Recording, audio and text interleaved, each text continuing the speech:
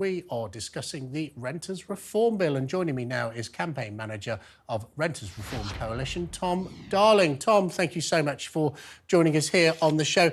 Maybe you could tell us a little bit. We're reading in the press today that there's been some changes in viewpoint by Michael Gove in relation to this long-delayed Renters Reform Bill. What do they actually mean to people who are watching or listening who are renting a home?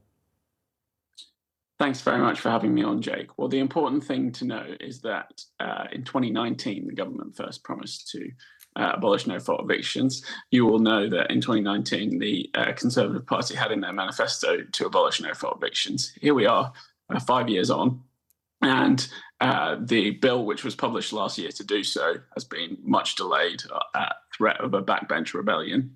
And we found out yesterday through a letter that was leaked to the Sun newspaper from Housing Minister Jacob Young to Conservative MPs saying that the bill would not come into force for existing tenancies until long after the general election, and also that there would be a minimum 6-month period that all renters have to sign up to. As you'll know, the bill was meant to abolish fixed-term tenancies, but this is now sort of keeping an element of that. And there was also a promise to reduce the burdens on landlords in terms of licensing, which is the opposite direction we need to be going in terms of standards in the private rented sector. OK, Tom, let's take each one of those in turn. You spoke about them. First of all, the Section 21 evictions. You're absolutely right. I stood on a manifesto that said we would abolish it. Isn't that the government? Section 21 should be abolished, because if you're renting, the uncertainty of being kicked out of your landlord, particularly if you have children in local primary schools, that is absolutely wrong. And I'm really pleased that the government is going to get rid of it. But sure, could you see that Michael Gove may have a bit of a point that doing it retrospectively on existing tenancies, which I think is what they said they're not going to do initially, could have unforeseen consequences and could spook landlords out of the market? I don't agree with that, actually. So I think the initial proposal in the Renters Reform Bill was to have a 6-month lead-in period for new tenancies, and then converting all existing tenancies over to the new system within another 6 months.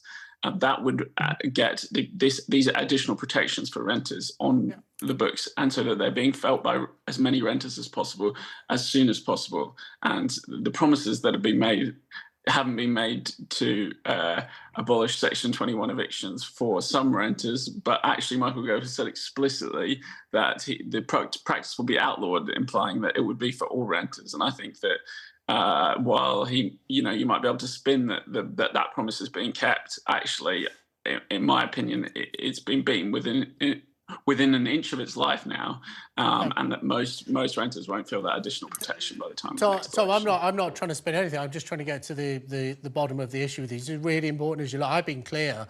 You know, the threat of people losing their home when they have children in school, or even if they're just sharing a flat with friends for no reason, is something the government should take action on. I guess if the government were here, I'm a Tory MP, I'm not in the government though, I've been, but I'm not anymore, they would say that this is a transitional measure that they're bringing forward rather than scrapping it. I get that you have said on the record here on talkTV that you think really it's abandoning the promise in all but name.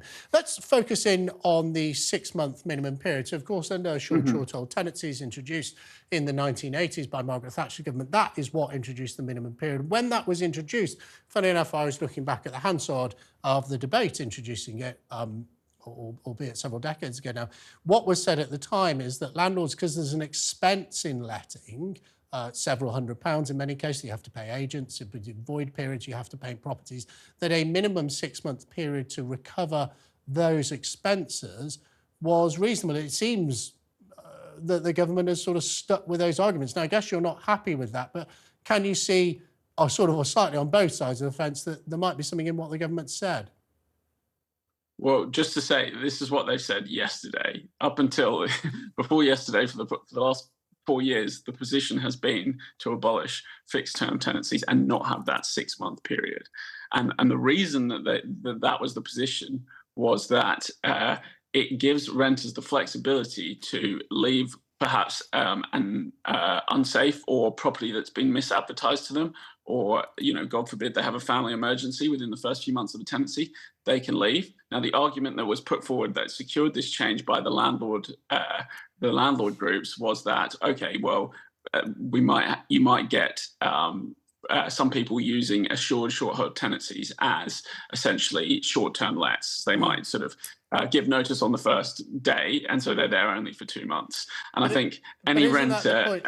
Isn't that the point, though, Tom? The really interesting point you raised, I just want to explore it slightly with you, is that the short-term lets are one of the big issues that are identified by people as driving up rents, people alternatively renting houses at Airbnb. I know the government's taking action on that. So do you not think that might be a legitimate concern in terms of trying to stop these stratospheric increases in rent that we've seen?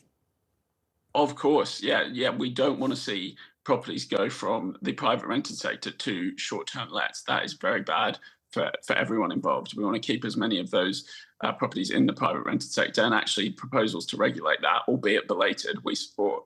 However, when it comes to the argument that's put forward on this 6-month minimum, landlord groups say, oh, well, tenants will sign up for essentially a de facto short-term let, but do it using an existing lease. Well, anyone who's braved the rental market anywhere in England in the last few years will know that that is a ridiculous argument. The idea that you would go through the rigmarole of endless searches on Rightmove and Zoopla, loads of property viewings, guarantors, rent up front. So there's an average of 25 properties being viewed per person.